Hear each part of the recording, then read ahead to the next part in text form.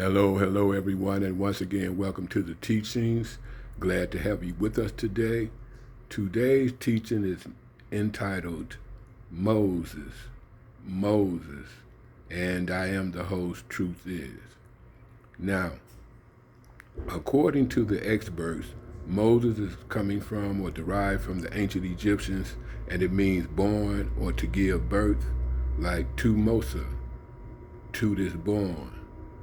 Now, there are those that follow the Bible and believe that Moses derived from the Hebrew word or Hebrew name, Moshe, which means drawn out, because Moses was drawn out the water according to the legend.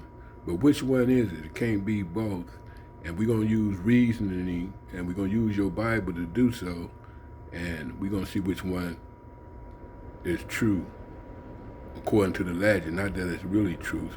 Because Moses is a fictional character, brothers and sisters. But according to the legend, which one is true?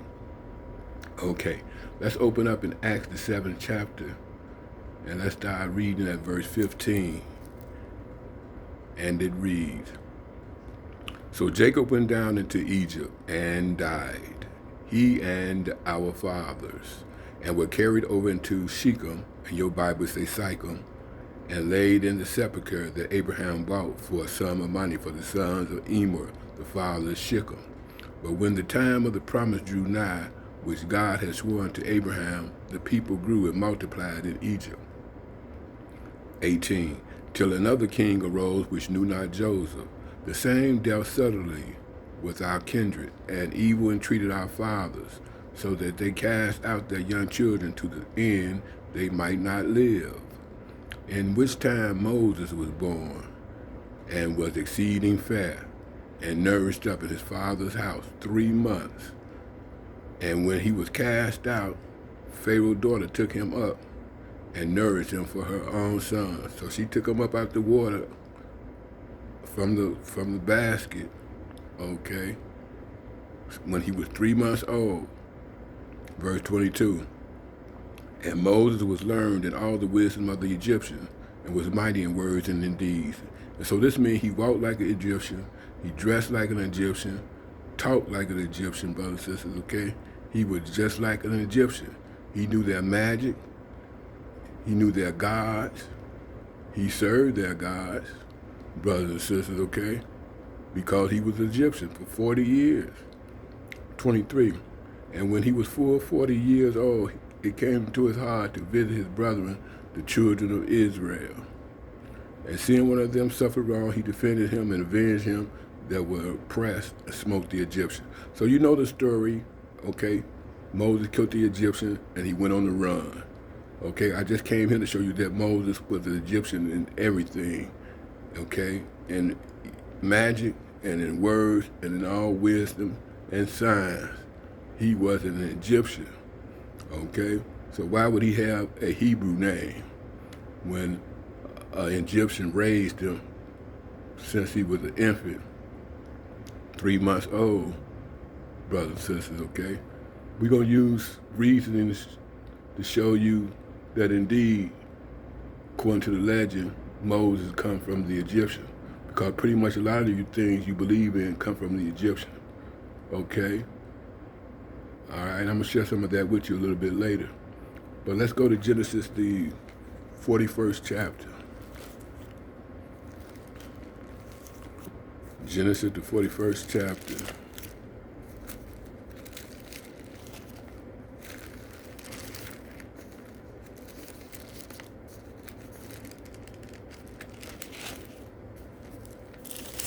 Genesis 41, we're going to pick it up at verse 44, I do believe.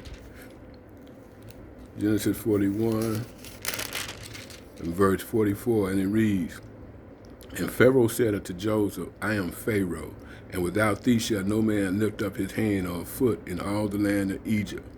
So Pharaoh given Joseph power and authority to run Egypt, okay? Only one got more power than Joseph is the Pharaoh, okay? 45. And Pharaoh called Joseph's name Zaphenath Paneah, and he gave him to wife Asenath, the daughter of Potipharah, priest of On. And And Joseph went out over all the land of Egypt. And Joseph was 30 years old when he stood before Pharaoh, king of Egypt. And Joseph went out from the presence of Pharaoh and went throughout all the land of Egypt. So according to the legend, Joseph was 17 when he came into Egypt. 13 years later, he was running Egypt, brothers and sisters, okay? And his name was changed to an Egyptian name. So his name was changed to an Egyptian name. Once again, don't you think that Moses, being 3 months old, raised as Pharaoh's daughter's son, would have an Egyptian name? Come on. Let us reason together, brothers and sisters. We're going to reason some more. Let's go to Exodus, the first chapter. And we're going to pick it up at verse 1. Excuse me.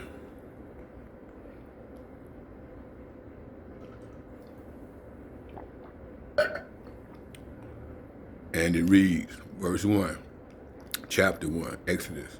Now these are the names of the children of Israel which came into Egypt. Every man and his household came with Jacob. Now we're not going to deal with Jacob's son, but Jacob had 12 sons, okay? And we're going to jump down to verse 8. Now there rose up a new king over Egypt which knew not Joseph. Jump down to verse 20. Therefore God dealt well with the midwives, and the people multiplied and waxed very mighty. And it came to pass, because the midwives feared God, that he made them houses. And Pharaoh charged all his people, saying, every son that is born ye shall cast into the river, and every daughter ye shall save alive. Okay? So the decree went out to kill every male child, cast him into the river. Chapter 2, verse 1. And there went a man of the house of Levi, and took the wife of daughter of Levi. Now, if you go to the 6th chapter, you'll see this man is Amram, Moses' father.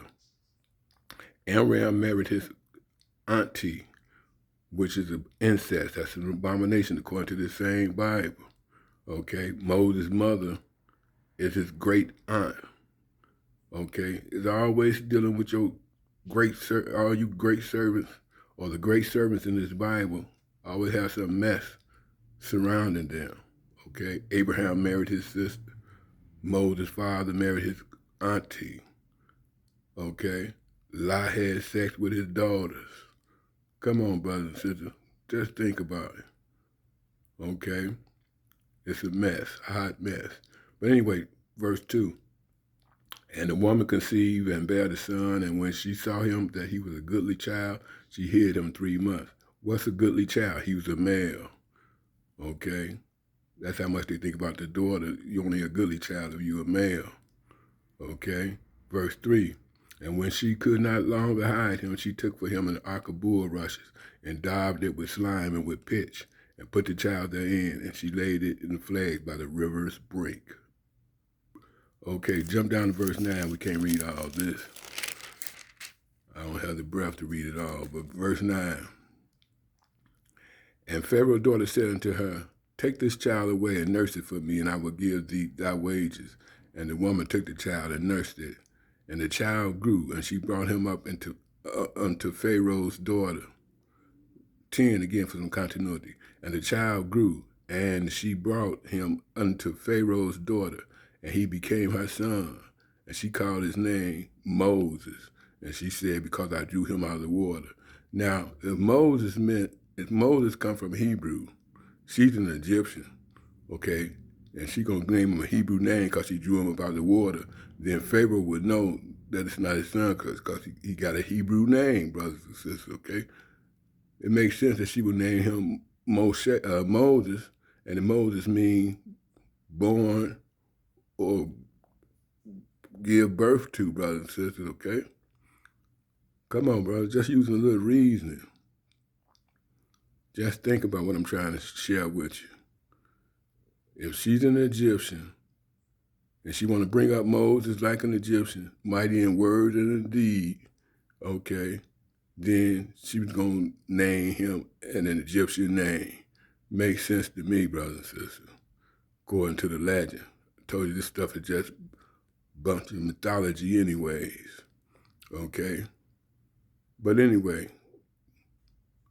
Verse 11, and it came to pass in those days when Moses was grown, that he went into his brethren and looked unto their burdens, and he spied an Egyptian smiting a Hebrew, one of his brethren, and he killed the Hebrew. Okay, he killed the Egyptian rather, and went on the run. Okay, now let's move along. Now, in Egyptian mythology, serpents are among the most complex and powerful symbols. They represent life, they protect divinity, and they have terrible and create terrible chaos, I should say. Your Bible, once again, is influenced by Egyptian mythology. That's why there's a serpent in the Garden of Eden. According to Revelation, Satan was called that old serpent. Aaron's rod turned into a serpent. The Egyptians did the same thing with their magicians, but then Aaron's snake swallowed up the Egyptian snake. Aaron's rod swallowed up the Egyptian rod. We can go on and on and on, brothers and sisters, okay? Your Bible been, again, influenced by Egypt. Virgin birth, Egypt. Okay? Lake of fire, lake of flames, Egypt. Okay? Red dragon, Egypt. Okay?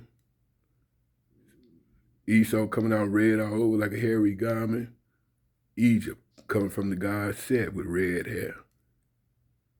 Brothers and sisters, your Bible been influenced by mythology, not just in Egypt, but Babylonia, Greece, and other nations as well. Okay, but let's go look at this about this serpent. Numbers, 21st chapter.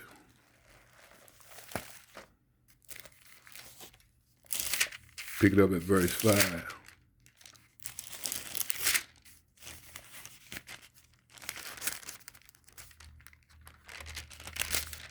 And it reads, and the people spake against God and against Moses, wherefore have ye brought us up out of Egypt to die in the wilderness? For there is no bread, neither is there any water, and our soul loath this light bread. And the Lord sent fiery serpents among the people. See, fiery serpents versus chaos. And they bit the people, and much of the people of Israel died. Therefore the people came to Moses and said, we have sinned, for we have spoken against the Lord and against thee. Pray unto the Lord that he take away the serpent from us. And Moses prayed for the people. But look what the Lord gonna do and say. Verse 8, and the Lord said unto Moses, make thee a fiery serpent, and set it upon a pole. And it shall come to pass, when everyone that is bitten, when he look upon it shall live. He shall be healed, okay? All right? That's why you see the doctors, even today, they image is the snake, okay? The icon is the snake. Because snake represents healing. Verse 9, and Moses made a serpent of brass and put it upon a pole. And it came to pass that if a serpent had bitten any man, when he beheld the serpent of brass, he lived. So God told Moses to break his commandment not to make a graven image, the likeness of anything in the heaven above, or in the earth beneath, or the water under the earth, and not to bow down to them. But they bowed down to the graven image that Moses made and put on the pole, okay? Because snakes have power in mythologies, brothers and sisters, okay? All right? And that's it. That's the lesson, brothers and sisters. This is a short lesson. I hope you learned something. And more importantly, I hope you do something whatever you may have learned. And keep in mind, your Bible is all over the place. Contradictions, things that don't make any sense, and mythologies. Okay? Until the next time, peace, love, later.